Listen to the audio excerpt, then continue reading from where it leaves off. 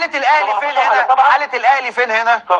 17/4 طبعا. هي حالة الاهلي اذا طبعا 17/4 هي واضحة اهي. يبقى انت حاجة دلوقتي بتقول لي ان حالة الاهلي هي ثانية واحدة، ده عنوان مهم جدا بالنسبة للكرة الارضية كلها عشان الناس تفهم.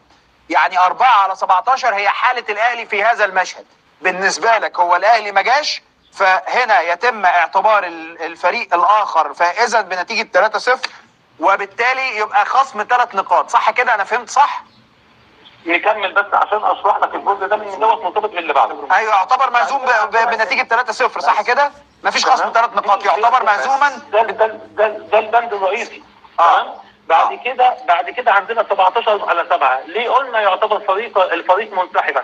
لان ده فريق وصل الملعب ولعب المباراه، وبعد ما لعب المباراه انسحب او احتج، علشان انت بتزود التاكيد. يا فندم وصلت خلاص، وصلت. اذا حضرتك بتعتبر الفريق منسحب، اذا وفقا للائحتك انت بتعتبر الفريق منسحب اذا راح المباراه واعترض وسابها ومشي. لكن في الحاله اللي احنا بنتكلم لا يا استاذ ابراهيم، لا يا استاذ ابراهيم، الاربع حالات هي حالات انسحاب. الايه؟ ولكن هو باي ديفولت الاربع حالات من 17/4 17/7 هي حالات انسحاب. ماشي. باي ديفولت ان فريق ما جاش. ايه البند الاقوى يا استاذ ابراهيم؟